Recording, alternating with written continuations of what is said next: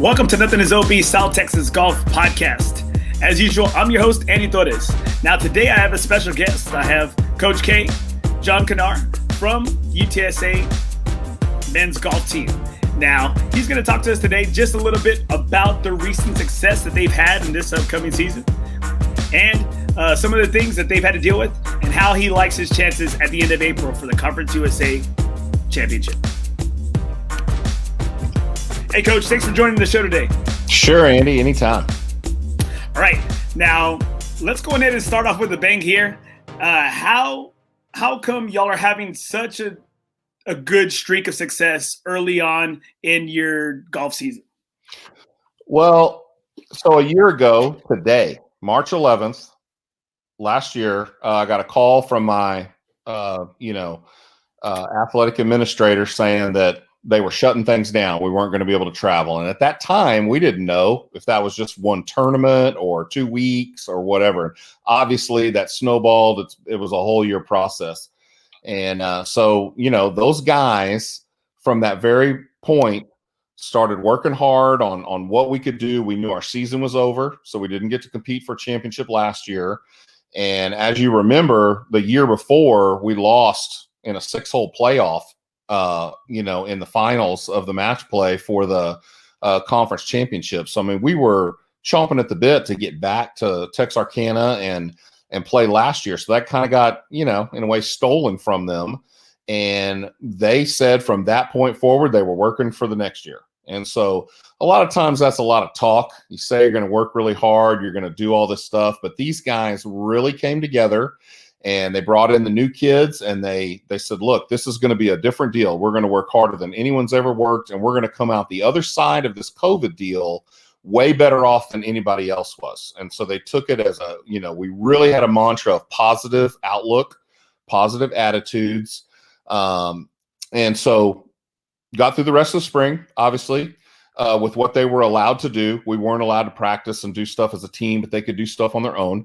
And then over the summer, they played a ton of golf. Once things started kind of opening up, they were able to get out, obviously, and practice on their own, but they were able to do some of the tournaments around the country. They traveled to Arizona and Florida and California and all different places so they could compete and so that they could be ready. Well, they came back in the fall and, we thought we were going to be ready for our schedule, ready to go. And obviously the school made the decision that we were not going to compete in the fall. And so again, kind of got taken away from them and they were like, another stab in the heart. Right. But we said, hey, we've got to roll with the punches. When we get a curveball, we got to still hit that. It's not all fastballs. And so we practiced really hard in the fall. We did a lot of different things. I encouraged everybody to get outside the box, whether that was mental toughness training or whether that was, doing some other things you needed to do to put yourself in a situation you were not comfortable and not just go through the motions. Because it'd be easy to just show practice, go through the motions, right? And it'd be so boring. And I have to admit, all fall was a little bit kind of like, what are we doing? But we did a great job as coaches and as players. They really stepped up to the plate. So they went during the school year, during the fall, you're allowed to go play individual events. So they went even during the school year and played individually at amateur tournaments that were popping up all over the place because they needed a place for these people to compete. And so they went out there and they did that. So one of my mantras for each semester, when they come back, I always say, you have to be ready on day one to get in the van and go to the US Open. You cannot show up on the first day and still working on things or knocking the rust off. Now in the fall, that's usually not too hard because they've been playing all summer. It's hot, it's warm, they've been out doing things. But in the wintertime, you never know. I mean, if you're from Dallas or wherever and it was snowing right before you came back to school, maybe you didn't practice for a week. But this time the weather worked out good and we showed up in the spring and we were ready to play. I mean, on the first day, I could have picked 5 guys, put them in the van, and we could have gone and played in the tournament. They were ready. I was so excited. So we had 3 weeks of practice and qualifying, and we got our team ready, and we're going to go to Houston to start the season. And then the Snowmageddon hit us, and we didn't get to go. Tournament got canceled. So again, shot in the heart. Are you kidding me? Like, we're finally going to get to play a year later, and we can't go. All right. So We did what we did. 9 days we didn't practice because of the weather. 9 days. All right, so then we're going to go to Laredo now is going to be the first tournament, which was our last tournament that we actually got to compete in last year. So I told the guys, full circle, we're going to go down to Laredo. We're going to, it's going to be warm. It's going to be good.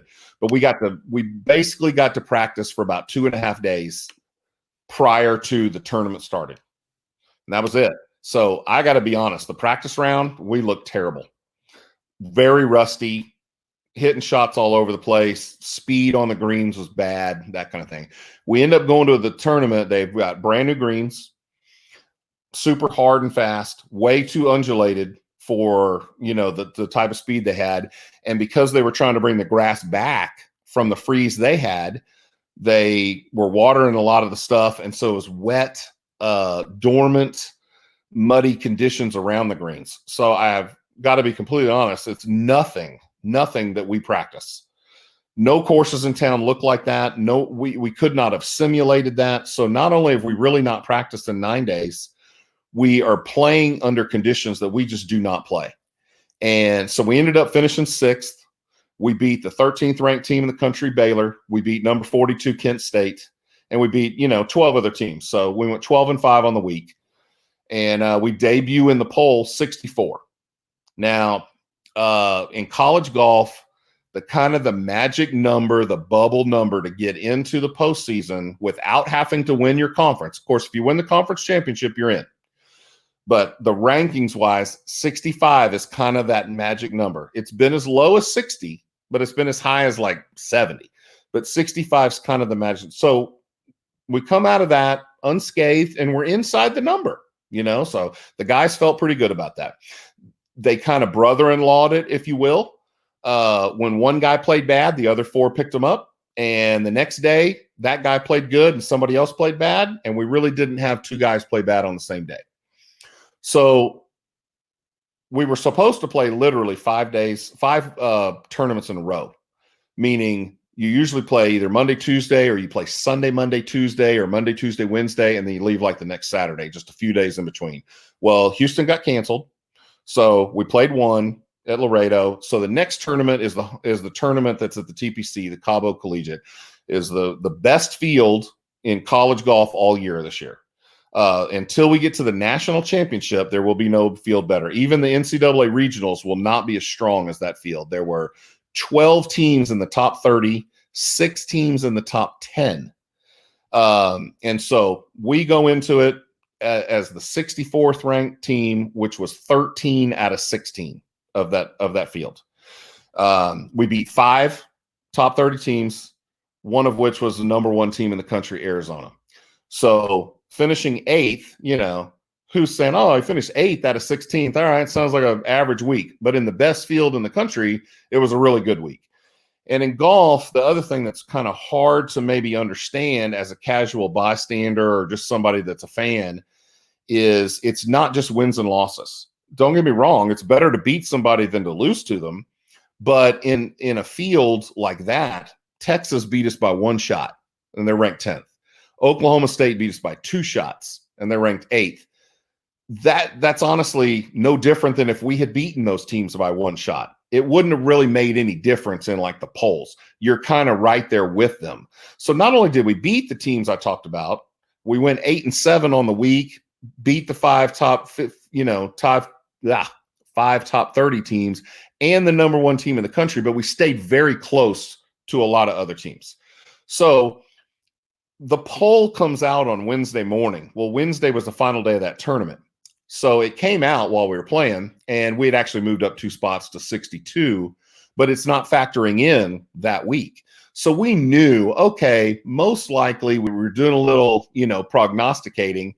We're probably in the mid to high 30s is probably where we are. But we'll see. So the next week we go to SMU, and we're playing against another 5 top 50 teams. SMU is ranked 13th. North Texas was ranked 18th. And SMU on that course at Trinity Forest, I mean, no one plays that kind of golf. No one plays the type of – that's almost like playing the British Open. There's no trees out there. It's a Scottish link style course. It's very weird. They play it all the time. They have a tremendous advantage. When I coached at Arizona, it was the same way at Arizona State. If you finished second at Arizona State behind them, you felt that you considered that you won the tournament because you couldn't beat them. So we honestly felt like we won the tournament this week because you're just not going to beat SMU on their home course, when they're that good, right? And so again, we beat another top 20 team, 2 more top 40 teams. And then a couple teams in that field moved into the top 50. So it was a really quality week for us to get 12 wins. And when the poll came out that night, we were 26th.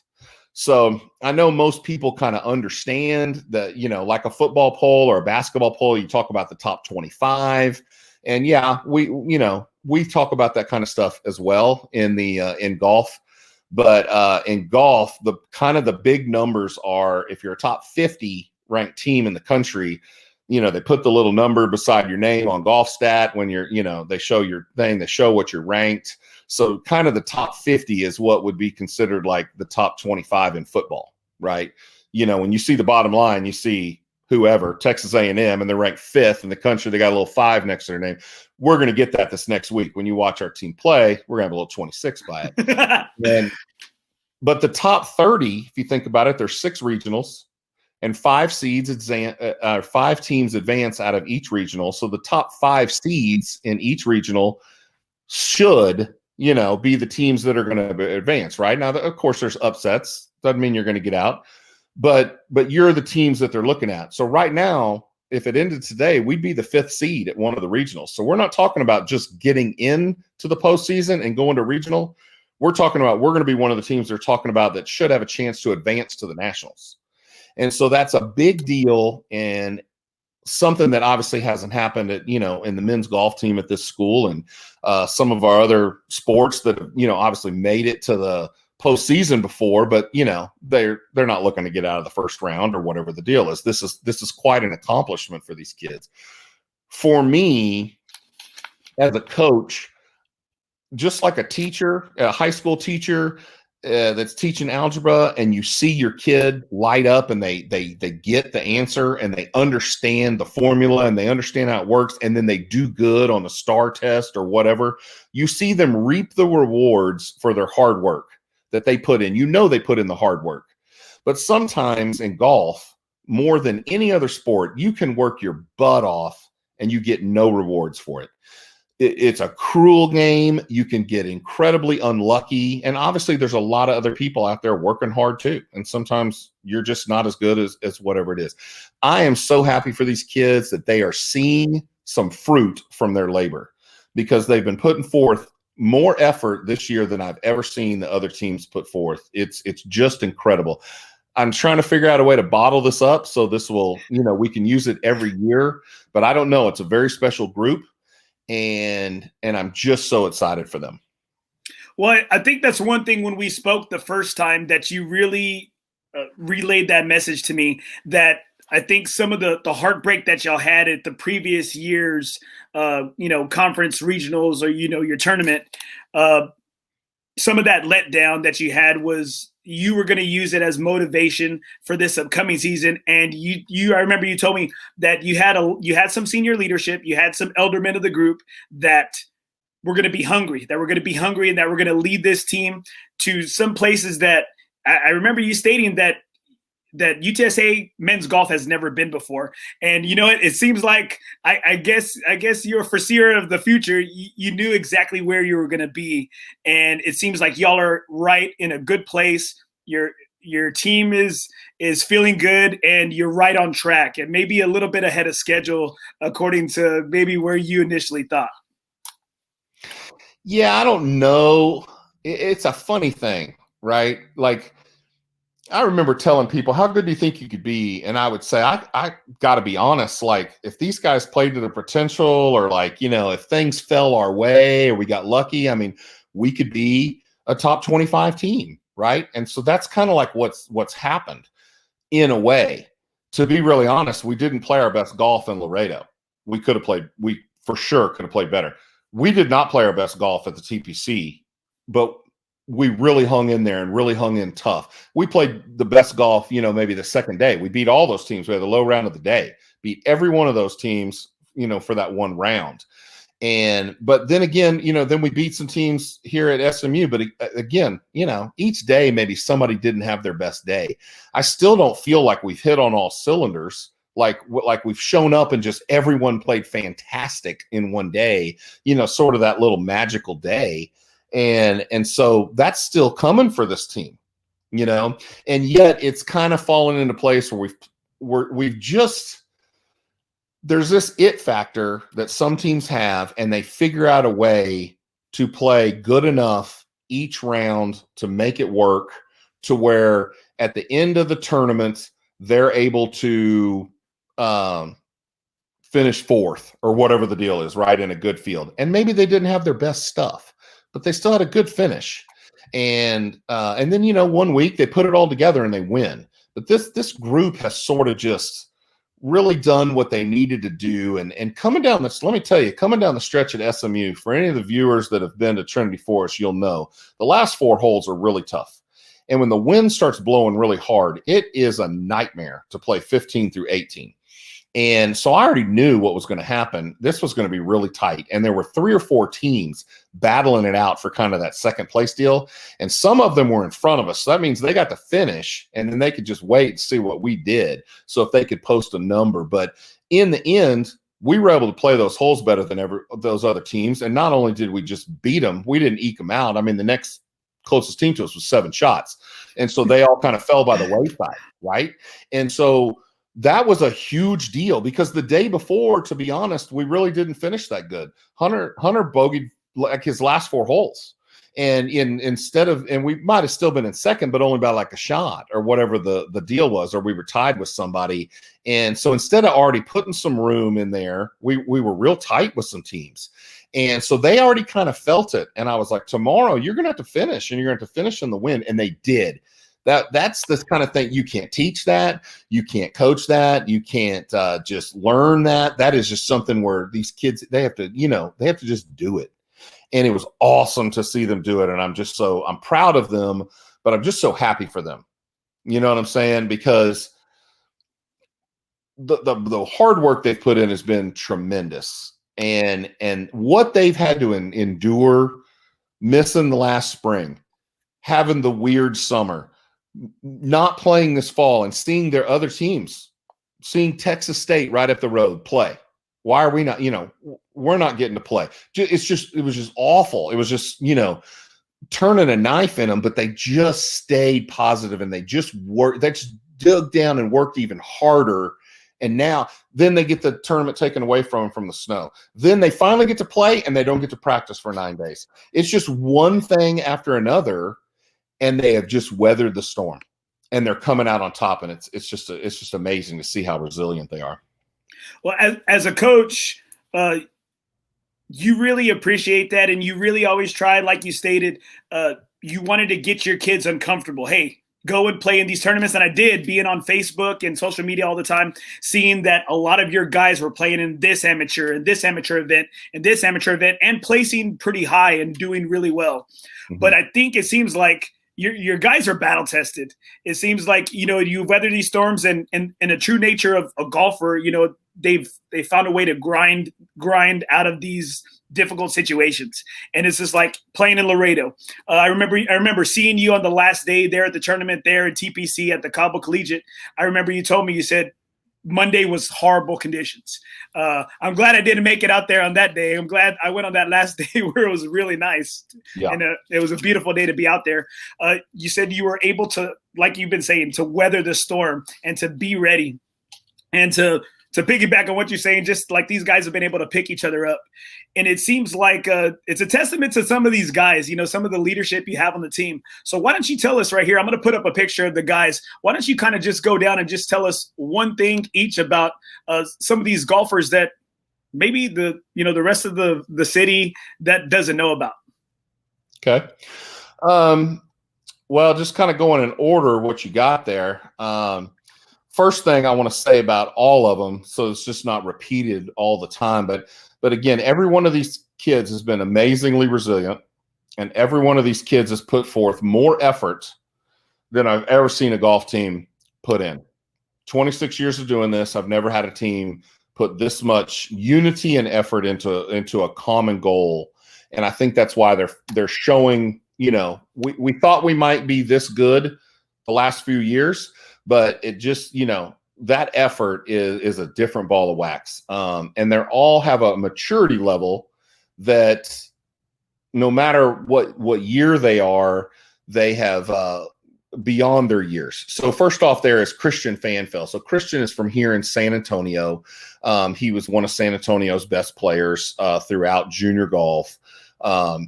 Christian's, probably biggest strength is his length. I mean, he is one of those kind of like a Cameron Champ kind of guy. This is the kind of guy that can absolutely swing it and, can get it up there at 127, 130 mile an hour swing speeds and ball speeds that are off the chart and flying at 330. And, just, kind of one of these guys is Bryson DeChambeau kind of guy. I mean, he can really move the golf ball. But just like everybody else, I mean, you got to have feel around the greens and all that kind of thing. But I mean, obviously length in this game now, strokes gained shows that that length can really be an advantage. He has finally learned how to kind of harness that. I think the last couple of years he was really long, but maybe didn't know how to use it correctly. And he's really started to come into his own and started to use everything, in his arsenal. Next guy on their list is Chad Sewell. So, first off, Christian is a junior, but Chad Sewell's a senior this year. Chad's from Conroe. He came in as a highly recruited kid, and has never really looked back. He's really only missed one or two tournaments in his 4 years. Just an occasional slump or something like that where he didn't qualify for a tournament. He's really been a stalwart for us the entire time he's been here. You've got a graphic up this last week. He was the men's golfer of the week for the conference. And but this whole year, he's kind of come back with a different mindset. I think that he's utilized some sports psychology to his benefit. I think he has changed a few things. Gone to like the arm lock type putter, almost like a Bryson DeChambeau type thing. Maybe not so rigid. Bryson looks kind of like a very rigid over it. He doesn't look like that, but still locks it to his arm and that kind of thing. It's really kind of made a little bit of a difference. I think with all of my players, I tell them all the time that the only thing that makes you play good is confidence, because when you play bad, human beings are very quick to go, oh my gosh, I'm pulling all my putts. I can't putt. My putting stroke's bad. No, you don't. Your putting stroke looks exactly the same as it always looks. You just have missed a couple putts, and it could have been your aim. It could have been your ball position. And now you suddenly think you're not putting very good, and you're in this, quote, putting slump. And then you're changing putters, and then you're doing whatever. And then the next thing you know, you just happen to, without knowing it, move it back half an inch in your stance, and you make a few putts, and then you're like, oh, hey, yeah, it's this new putter. Oh, the greatest putter ever. You make everything. It's all confidence. Well, Chad's got a lot of confidence right now. I mean, he's pretty much, I know he's been top 15, but he's been top 10 the last, couple of weeks, and has really done well for us in some big fields, beating some good players, one of our highest ranked Wagger players, that kind of thing. So he's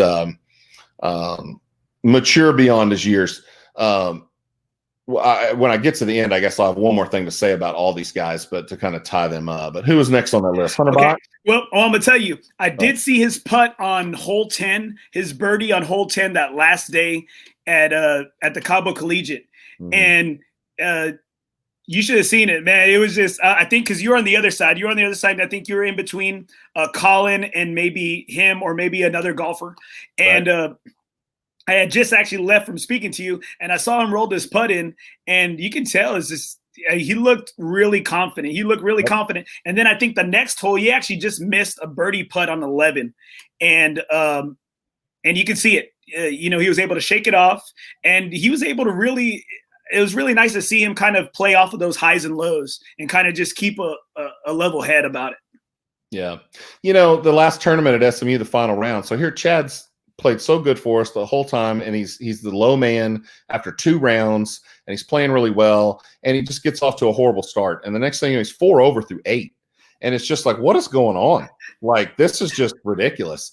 But he was able to, calm the storm and right the ship and make a birdie on 9, and then shoots 3 under on the back 9 in the windy, terrible conditions, and brings it home an even par and helps us beat all those teams.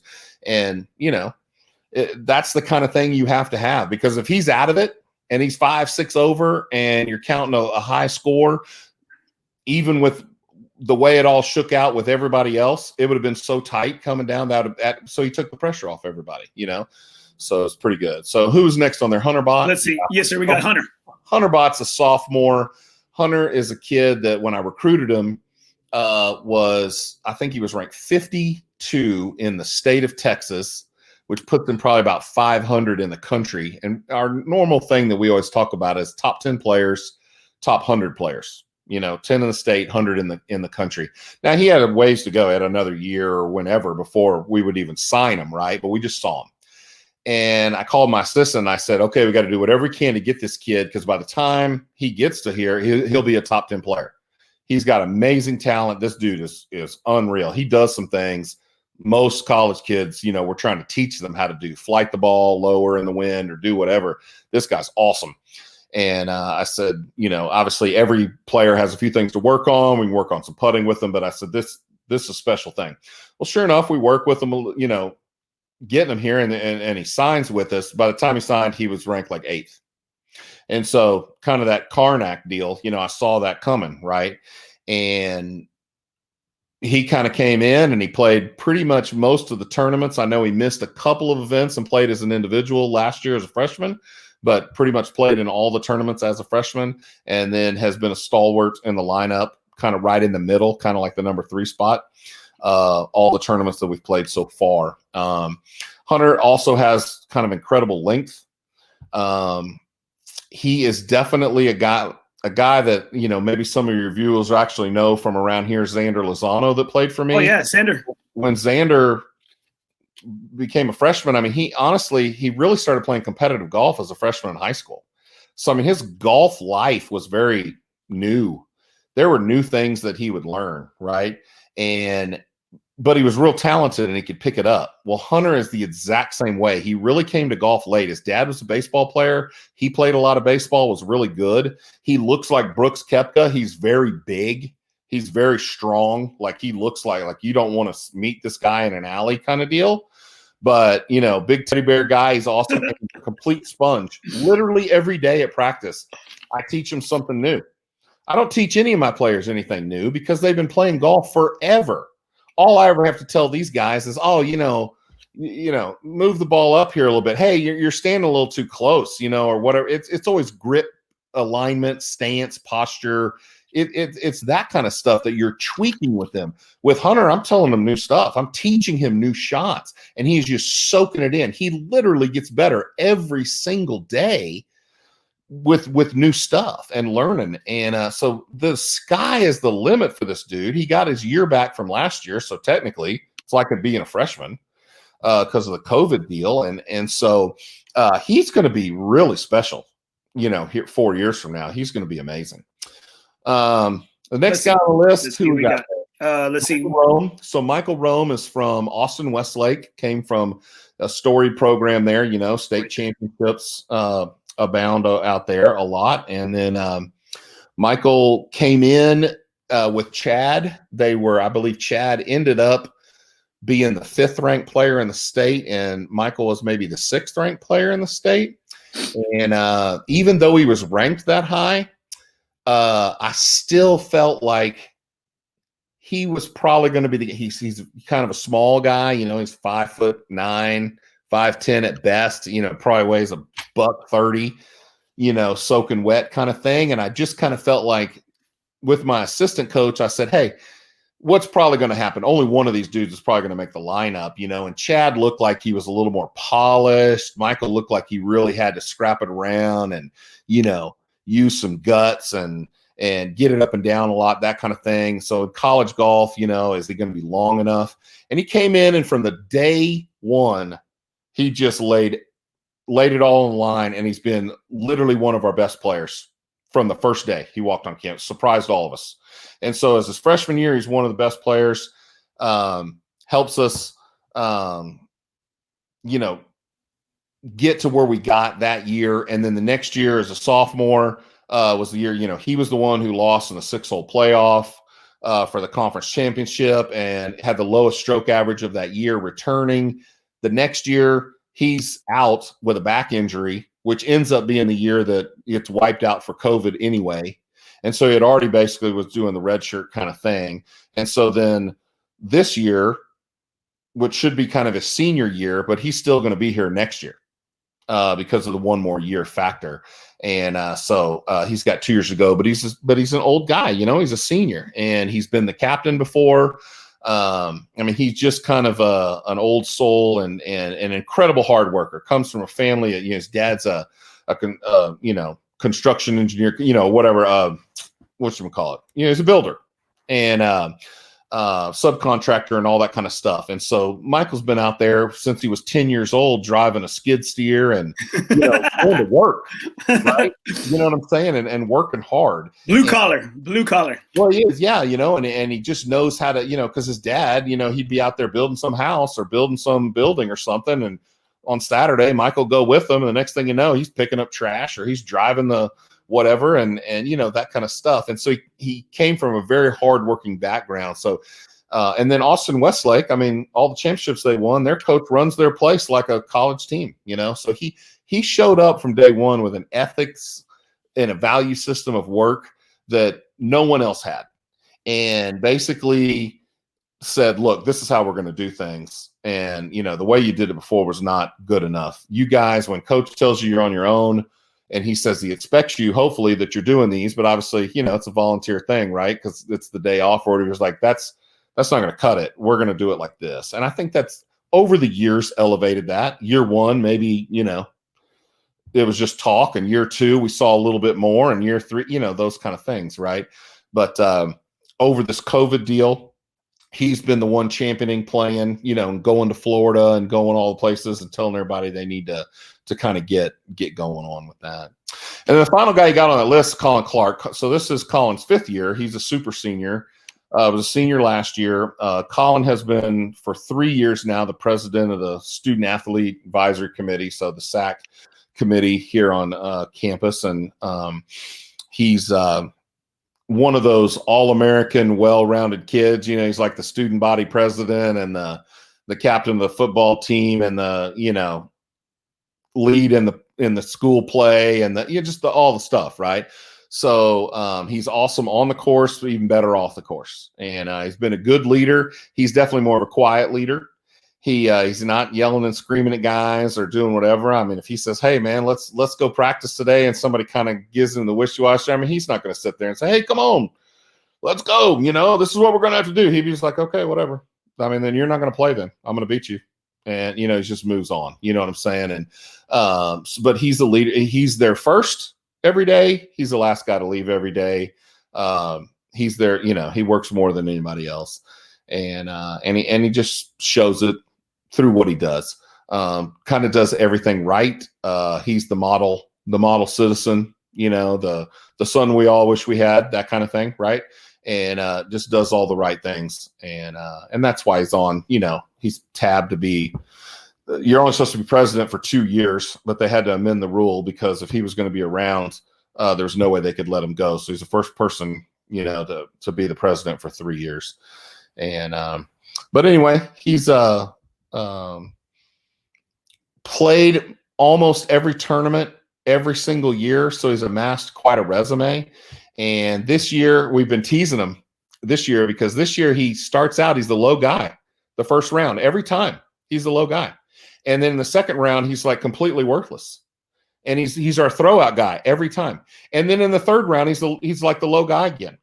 And so we're like, your first and third round scoring average is like under par, and you're averaging like 80 in the middle round. Like, you might as well not even get out of the van. And we'll just leave you at the hotel. You can study or something. I don't know.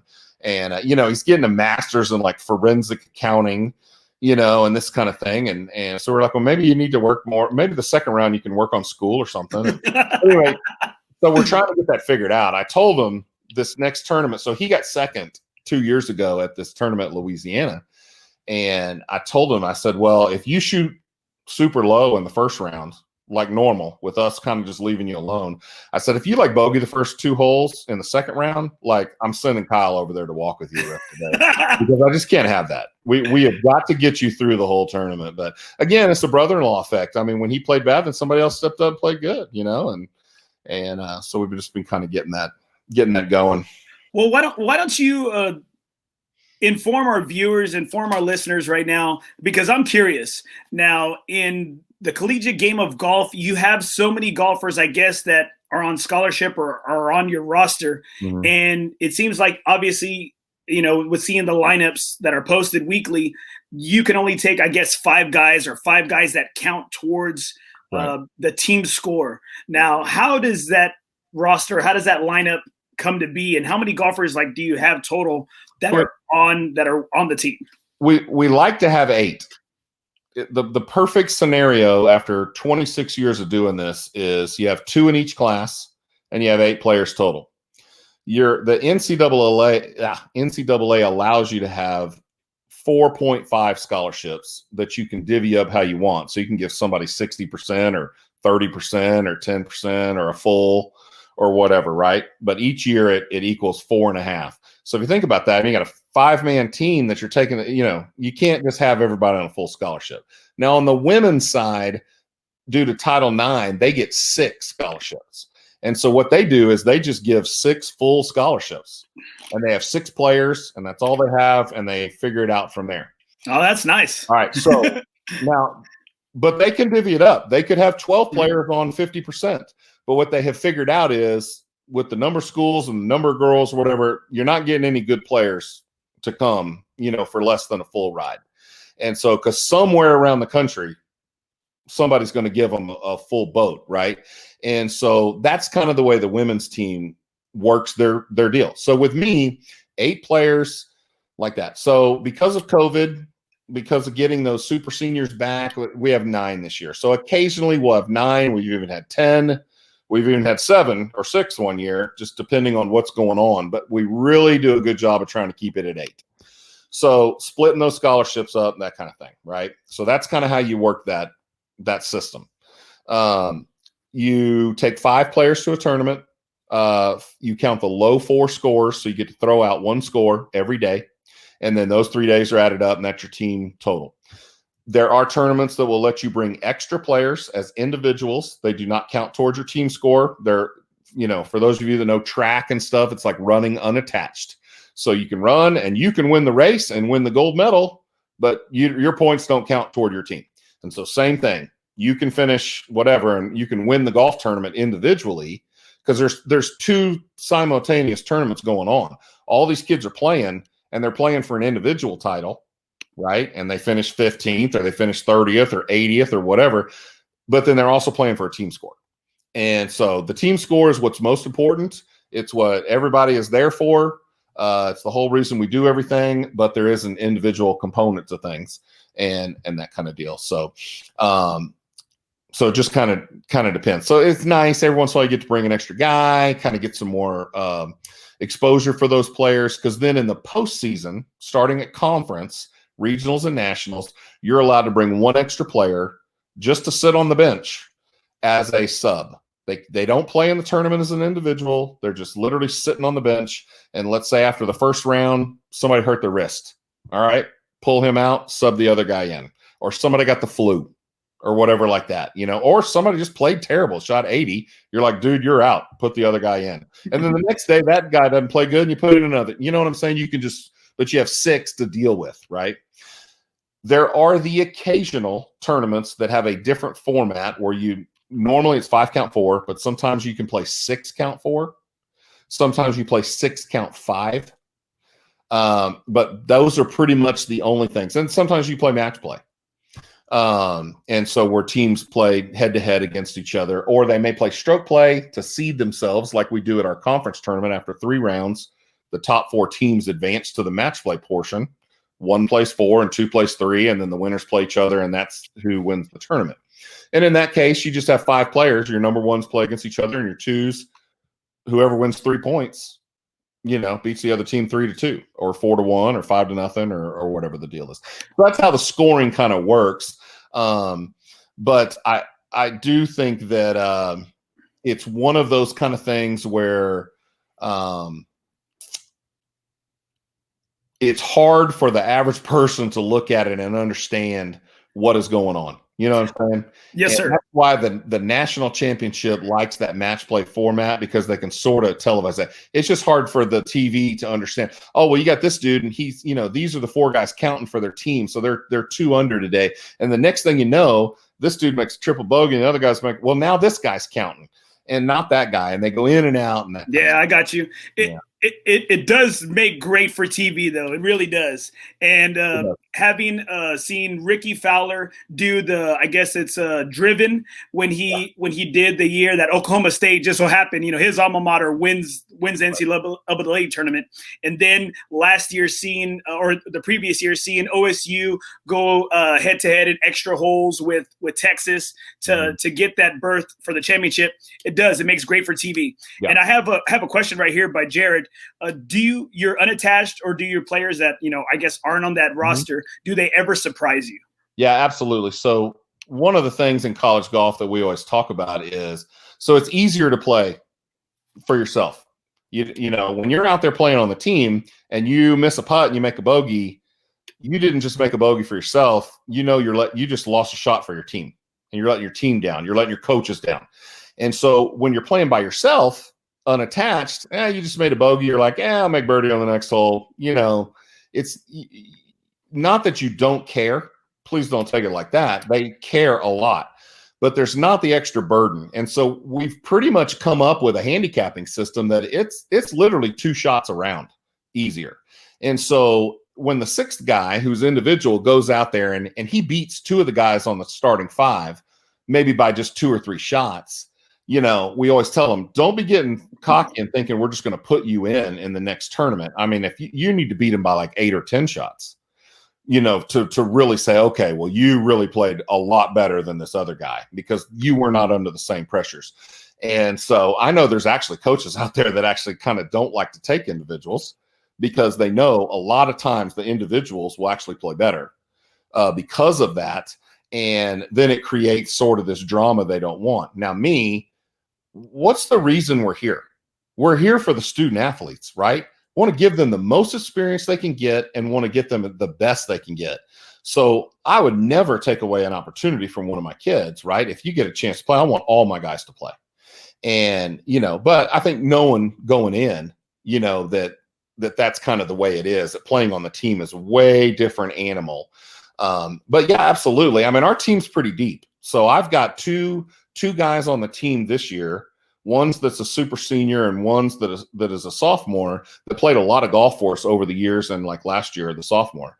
So, no doubt if we needed to switch them in, I have no problem. One of my freshmen is actually playing really well. Same thing with him, right? And so even the guys that aren't going on the trips are always kind of qualifying and doing that kind of thing. And so you kind of asked earlier, how does this lineup even form? And so what you do is you have a qualifying tournament, basically, a lot of times before these trips, maybe 3 rounds and maybe 4 rounds. And then everybody does it different. You might say, hey, we're just going to play 4 rounds and the low 5 guys, that's who we'll take to the trip.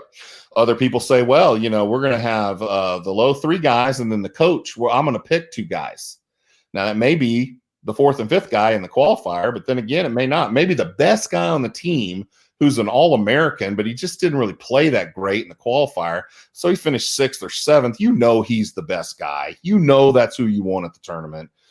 So as a coach, you reserve a pick or something like that too. The one thing we do on our team is I like my players to have ownership in their team. So when we do a qualifier like that, the low 2 guys win their spot. So you got 9 guys this year, sometimes 8. You got to finish 1st or 2nd. If you can't beat 6 other guys, how are you going to go beat number 1 ranked Arizona and all their players? You can't even beat 6 of your own guys. So to win your spot, you got to finish in the top 2. And then we get 2 coaches picks. So we pick the 3rd and the 4th guy, and then we get those 4 guys together, and those guys pick their 5th guy. Dang. And so what that does is I always say I know a lot about my players. I could totally just pick 5 guys every week, just from what I know about them, how they play, what they do under pressure. The guy I used to work for at Arizona, he always said, "JK, what you think Joe Torre has a qualifier to see who plays second base for the Yankees?" No. He watches batting practice. He watches practice. He does stuff. Hey, Jeter, you're the shortstop this week. I mean, that's what he gets paid to do. So that's what I get paid to do. I could totally pick. But if you just kind of get in a rut and you're picking the same guys, well, then they now have the experience. It's hard to pick someone who hasn't played, right? Because they don't have the experience of what's been going on. You can get people pigeonholed and they feel like they have no chance. And so then they're just mailing it in, or they want to transfer, or whatever the thing is, right? You see this in the other sports, right? Starting quarterback's getting all the reps. The backup may be really good. He may be it may be tight. And the backup may have an awesome week of practice. But in the end, you're not putting him in. You're not just starting him because he threw a couple good passes in practice, right? And so you got to make it to where they've got to overcome that. They've got to win like a mini tournament, and show what's going on. Because in golf, week to week, your best player could be having a bad week, right? Whereas your best quarterback, even if he's having a little bad week, he's still your best quarterback. He's still the best point guard, that kind of thing. He didn't just suddenly, but we all know great players can play bad for a couple weeks. And if that guy's not playing well, we need somebody else to play in. We can't just have somebody just, hey, you're in now off the bench. Need to see that. And so we have like qualifiers, Now, we play a lot of tournaments like this where I was telling you, we had all these back-to-back tournaments. There's no qualifier in between. If somebody had played bad in one of the tournaments, I could have just come home and said, you're out, you're in. I chose to keep the lineup these last 3 tournaments the same because we had momentum going. We played well, or maybe something happened to us and we didn't even play good that day, but we weathered that storm together as a group and we picked each other up. Went to the next day and we played good. Want to keep that momentum going. You know what I'm saying? Yeah, I totally agree. As a basketball coach, you kind of stick with the 5 that has the best chemistry, or it's got the best teamwork and that can really work together. And you have to ride the wave. You have to ride the wave, and you got to stick with the hot hand before you try to get drastic and try to change things up. Yep. And I want to know, you're a good amount of years removed from Arizona. How sweet did it feel, if any, were there any emotions with you finishing better than them at the Cabo tournament? Yeah. So Jim Anderson's a good friend of mine. But Chris Nalen is the assistant coach. He played for me there. That was nice.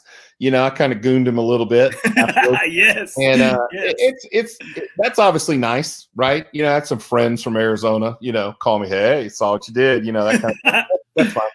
But I got relationships like that all over the place. I mean, I'm an Aggie, so trust me, losing to Texas by 1 shot, that killed me more than anything else. That's right. I wanted to beat them so bad. It's unbelievable. The coach at Oklahoma State and I grew up and played high school golf together. We've been best friends since 6th grade. We were in each other's wedding. I wanted to beat him more than anything. I would have traded beating Arizona number 1 for beating those other 2 dudes any day. And so, but no, it was nice. It was nice. And the fact that no matter who it was, just the number 1 team, Sherman Corbett is my, the old baseball coach. He's my sports supervisor. And, he said, welcome to the club. Because when he was the baseball coach, they beat Baylor when they were number 1 game. And we're the only 2 people that have beaten a number 1 team in the school history at this school. So, it is pretty cool. You know what I'm saying? It's something to hang your hat on. Again, it's just something that these guys have talked about it for a long time. And I told them, oh, y'all messed up now. You've been talking about how good you are, and now you did it. Well, now you got to go do it every week. And so they were like, yeah, bring it on. So the next week they went out and did it again at SMU. And so winning breeds winning, just like losing can breed losing. And it's very contagious. And I really think that it's kind of one of those things where we can keep this going. That can spread. That can spread to the volleyball team. That can spread to the track team. You know what I'm saying? And I really think that that's a lot of the reason why you see a lot of these other schools that have a lot of success. It might just start because the football team played really well and won 10 games. It got everybody hyped up. You know what I'm saying? And so I've always said that, you know, and it probably does. It's probably got to fall more that way, right? The golf team probably inspire the basketball team to win the tournament this year, but you just never know, right? Because it's then talked about more. They see each other in the weight room. They see each other in the training room, and it's talked about what you did and what you won, and that you're, you know, player of the week, or, you know, whatever the thing is. And I think that, you know, it's a nice pill. Well, it seems like Lisa has really that culture going in the right direction for UTSA athletics from top to bottom. And it's nice, you know, nice with Coach Traylor in football. It's nice what Summer's doing and what you're doing with the golf program. And it's really nice to see, you know, that the UTSA men's basketball team got their first round win yesterday against Charlotte. And it's really nice to see. It seems like y'all are all on the same page, and y'all all have that culture heading in the right direction. And you got a lot of fans right here. I'm going to post up a couple of things. I got Arnold Garcia right here. Awesome job, coach. Made me a UTSA golf fan. That's awesome. I got Simon Trevino right here. Go Runners. Albert Hutchins. Congratulations, UTSA golf team. We got, and it's nice. It's nice to see that, you know, you got a lot of people. And like you stated, when we first spoke, you got that, you know, your Aggie network. You have a lot of people that are rooting for you that didn't graduate or didn't attend UTSA. You have a lot of people, a lot of fans here in San Antonio that are just rooting, that just want to see UTSA do well, because it is, you know, our predominant, you know, public university here in town, you know, and it's really nice. What do you think, Coach, is the biggest key for you as you head down this home stretch, finishing out March and then heading into April with, I think I saw that you're going to be in the Aggie tournament, Aggie Invitational. And what do you think is going to be the best thing to come out of those tournaments as you hit your stride for the Conference USA? Well, so on the schedule is the Louisiana Classics this coming up Monday, Tuesday. Number 5, Illinois will be the top ranked team there. Then we'll have a couple weeks off. And then we go to Houston, the Bayou City, and we'll see a couple top 25 teams there. And then the Aggie Invitational every year, I mean, it'll kind of almost mirror the Cabo. It'll be all those top-ranked teams, you know. And so then we go to Conference USA. So as of today, we're the highest ranked team in Conference USA. So, you know, if it all ended today, we'd be the number 1 seed. Now, just like anything, that doesn't mean anything. You know, I mean, it does. I would not want to be the number 13 seed. I mean, I'm going to tell you right now, they don't understand. Right? But you know what I'm saying? Right? Yeah, I got you. So, I mean, it does mean something. But it doesn't mean that just because you're the number 1 seed, you're going to go in and you're going to win. Right? And so, but it's nice to kind of have that, right? So what's going to happen going forward is it's going to all come down to resiliency.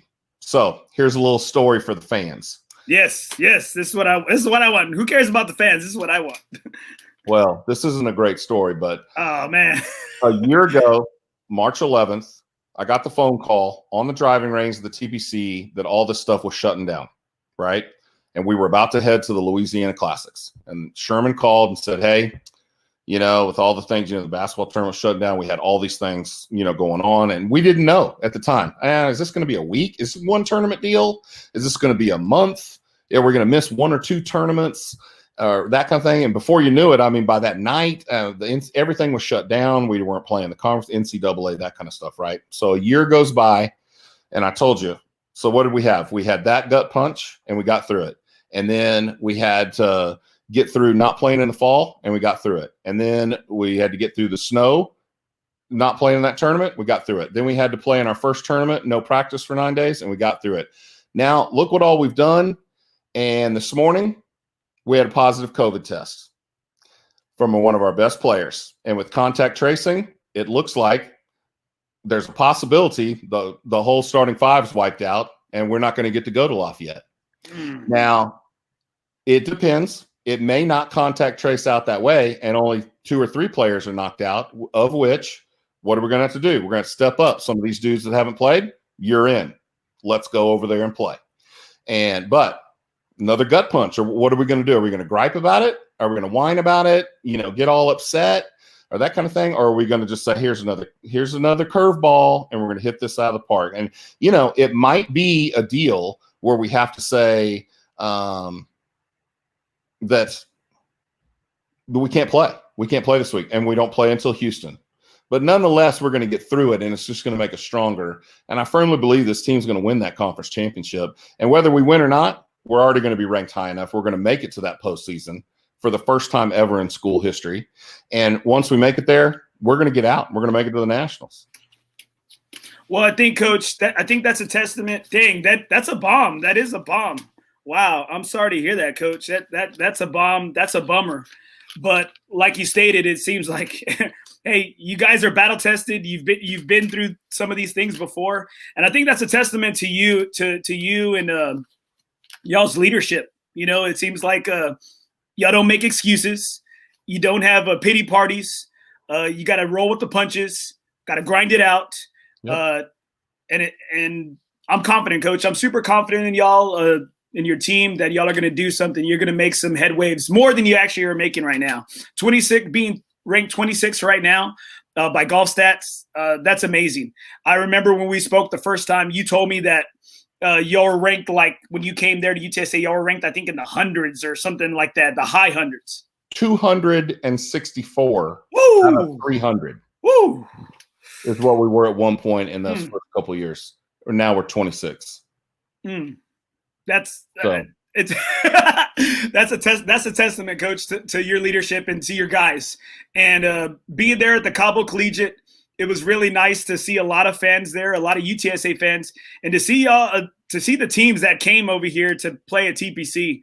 That was really nice. It was neat to see the star power for the teams, and that your guys didn't bat an eye. Y'all looked head to head with these strong schools, and it seems like they want some more. And I know y'all are going to do some great things in the postseason, and I wish you nothing but the best. I got some more. I got one more comment right here. It doesn't come up, but it's a Birds Up. That's one of my good buddies, Robert Powell. He runs the VGA, the Veterans Golf Association, Texas division. And got another one right here. Congratulations, Coach, and the UTSA golf team. Great mentality, Coach. And it is, man, Coach. Coach K, you really set the tone for your team. And, man, I'm super psyched. I'm really, really excited for where you've got this team. And I wish you nothing but the best this remaining year, Coach. We're definitely going to keep an eye on you. I hope this COVID issue with your team, y'all get through it and y'all come up on the correct side. And I'm really looking forward to seeing what y'all do. Awesome. Really appreciate you having me on today. All right. Well, thank you, Coach. If you wouldn't mind just staying on as I close out real quick, I'd appreciate it. Sure. I really like to thank Coach K and the UTSA men's golf team for being on the show today. It was great insight as to what he's going through, and the bomb dropped on the show, having a COVID issue and seeing how he responds. But it seems like Coach is the great leader that his team and our school really needs. Thank you, everybody, for tuning in today. I really appreciate y'all's support. Please check out www.NothingisOB.com, and please pump this out, get this out. I'm really trying to grow this podcast and help grow the game of golf here in San Antonio. Remember, in the game of life, nothing is OB.